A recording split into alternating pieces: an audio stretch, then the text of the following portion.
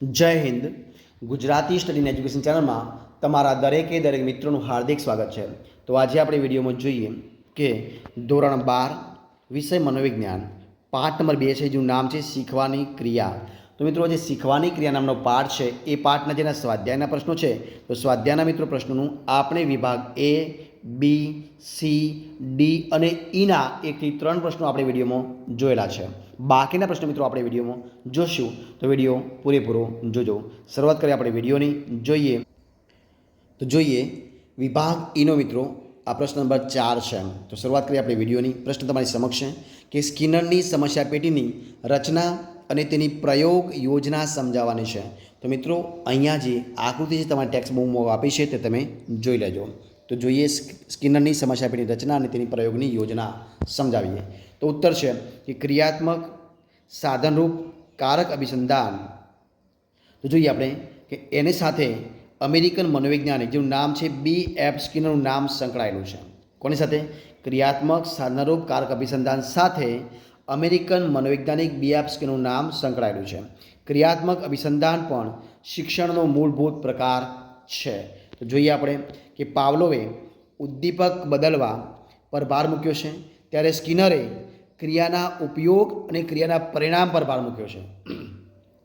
પ્રાણીની જે પ્રેરણા હોય તો એ પ્રેરણાને તૃપ્ત કરનારા જે વર્તન છે, તો એ વર્તનને કેન્દ્રમાં રાખી એ વર્તનને દ્રઢ કરવા પર ભાર મૂક્યો છે. તો સ્કિનરે જોયું કે બધું જ વર્તન એક સરખા સ્વરૂપનું નથી. કેટલાક વર્તન માટે તમે નિર્ધારિત ઉદ્દીપક નક્કી કરી શકો છો. દાખલા તરીકે, દડો વાગતા તમે બેસી જાઓ. સૂચના મળતો સાવધાન થઈ ટટ્ટાર ઊભા રહો, કે કોઈ પ્રશ્ન પૂછે તો તેનો જવાબ આપો, એટલે કે ઉત્તર આપો છો. અને આ વર્તન માટે કયા ઉદ્દીપકો જવાબદાર છે તે નક્કી કરી શકાય છે. પરંતુ માનવી કે પ્રાણીનું મોટાભાગનું વર્તન વિશિષ્ટ ઉદ્દીપક સાથે સંલગ્ન નથી. માનવી આપમેળે પણ કેટલીક ક્રિયાઓ કરે છે, જેમ કે પ્રશ્ન પૂછવો, રમત રમવી, કોઈકને મળવા જવું, 4 વાગ્યે વગર ઘંટડીએ જાતે જ ઉઠી જવું વગેરે. અને આ જે સ્વૈચ્છિક પ્રતિભાવો છે એ પ્રાણી કે માનવીના નિયંત્રણમાં હોય છે, તેને ક્રિયાત્મક પ્રતિભાવ કહે છે. સ્કિનરે ઉંદર અને કબૂતરો પર ક્રિયાત્મક અભિસંધાનના પ્રયોગો કર્યા છે. તેમણે એક સમસ્યા પેટી બનાવી હતી, તે સ્કિનર પેટી તરીકે પણ ઓળખાય છે.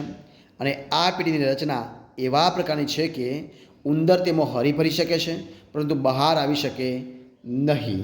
અને આ પેટીમાં એક હાથો હોય છે, જે પેટી ઉપર રાખવામાં આવેલા સંચય બોક્સ સાથે જોડાયેલો હોય છે. જ્યારે હાથો દબાવવામાં આવે ત્યારે સંચય બોક્સમાંથી હાથાની નજીક મૂકેલા અન્ન પાત્રમાં એક અન્ન ગુટિકા પડે તેવી યાંત્રિક રચના ગોઠવેલી હોય છે. અને એ જ પ્રમાણે સ્કિનરનો પ્રયોગ આપણે જોઈએ. તો સ્કિનરનો પ્રયોગ, તો સ્કિનરે ઉંદરને અમુક સમય ભૂખ્યો રાખ્યો અને પછી તેને સ્કિનર પેટીમાં મૂક્યો. આરંભમાં ઉંદરે પેટીમાં દોડાદોડી કરી બહાર નીકળવાના પ્રયત્નો કર્યા. પછી બહાર નીકળવા માટે પેટીની દિવાલ પર પંજા માર્યા. અચાનક તેનો પંજો હાથા પર પડ્યો અને અન્ન પાત્રમાં એક અન્ન ગુટિકા પડી. ઉંદર તે અન્ન ગુટિકા ખાય છે, પરંતુ એક અન્ન ગુટિકાથી તે ભૂખ સંતોષાતી તેની નથી. અને એટલા માટે જે દિશામાં પ્રયત્ન કરતા ઉંદરને ખોરાક મળ્યો હતો તે દિશામાં તે બીજી વાર પ્રયત્ન કરી અન્ન ગુટિકા મેળવે છે. આમ તેણે વારંવાર હાથો દબાવવા માંડ્યો.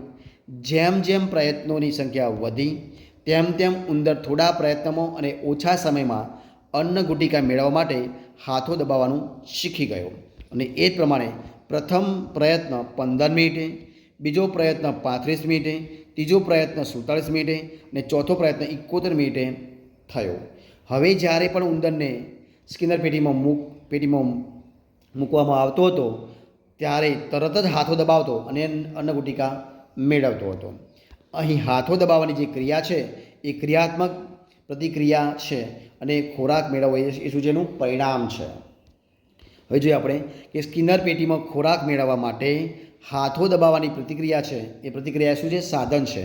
અને આથી આ પ્રકારની સાધનરૂપ પ્રતિક્રિયા શીખવાની ક્રિયાને સાધનરૂપ અભિસંધાન કહેવામાં આવે છે. આપણા રોજિંદા જીવન વ્યવહારમાં સાધનરૂપ અભિસંધાનના અનેક દ્રષ્ટાંતો જોવા મળે છે. સાધનરૂપ અભિસંધાનના સિદ્ધાંતોને આધારે વ્યક્તિ radio, television, camera, computer, mobile phone વગેરે યાંત્રિક સાધનો વાપરવાનું શીખે છે. માનવીની શીખવાની ક્રિયામાં કારક અભિસંધાન ઘણો અગત્યનો ભાગ ભજવે છે અને યોગ્ય પ્રબલન આપવામાં આવે તો માનવ બાળને ઘણી પ્રતિક્રિયાઓ અને વર્તનો શીખવી શકાય છે. બરાબર છે. હવે જો પ્રશ્ન નંબર 5મા નંબરનો અને આ વિડીયોનો છેલ્લો પ્રશ્ન કે કોહલરે ચિમ્પાન્જી પર કરેલા પ્રયોગો જણાવી 2 લાકડીવાળો પ્રયોગ સવિસ્તર સમજાવવાનો છે. તો મિત્ર આની પણ આકૃતિ તમે તમારી ટેક્સ્ટબુકમાં જોઈ લેજો. તો શરૂઆત કરીએ આપણે વિડીયોની. જોઈએ જવાબ કે જર્મન મનોવૈજ્ઞાનિક કોહલરના મંતવ્ય અનુસાર પ્રયત્ન અને ભૂલ દ્વારા થતી શીખવાની ક્રિયામાં શીખનારને સમગ્ર પરિસ્થિતિનું અવલોકન કરવાની તક મળતી નથી.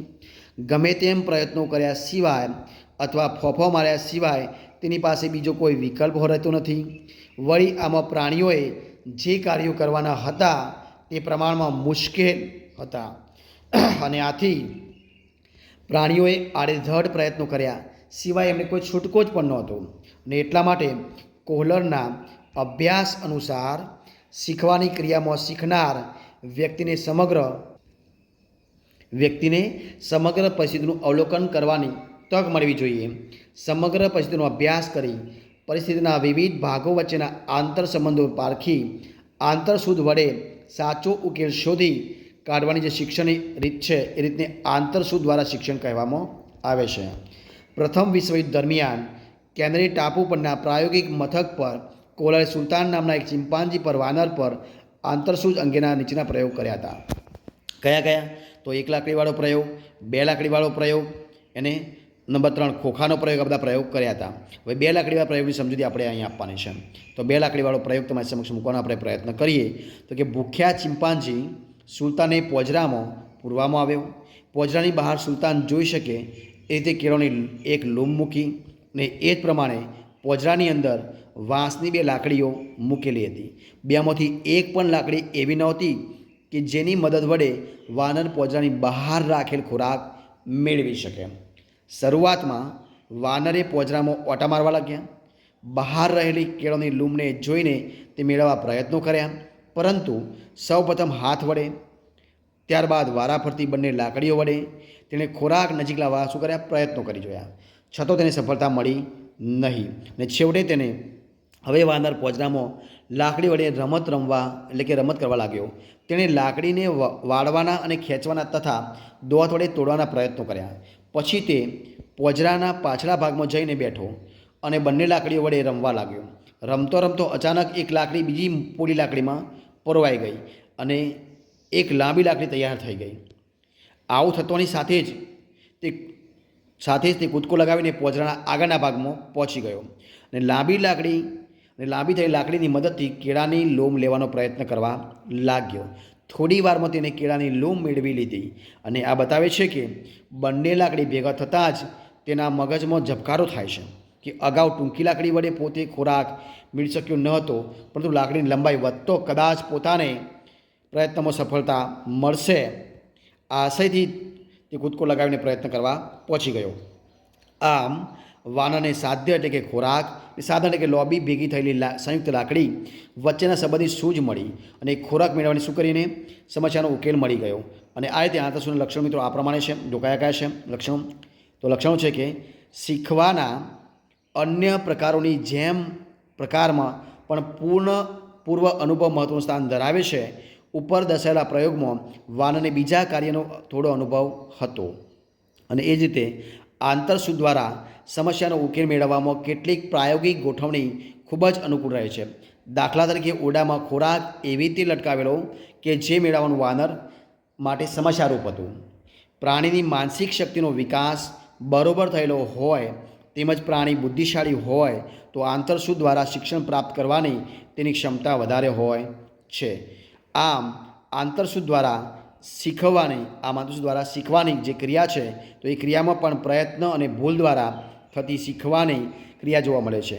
ઉકેલ એકાએક મળે છે, પરંતુ તે અગાઉ કેટલાક પ્રયત્નો તો કરવા જ પડે છે.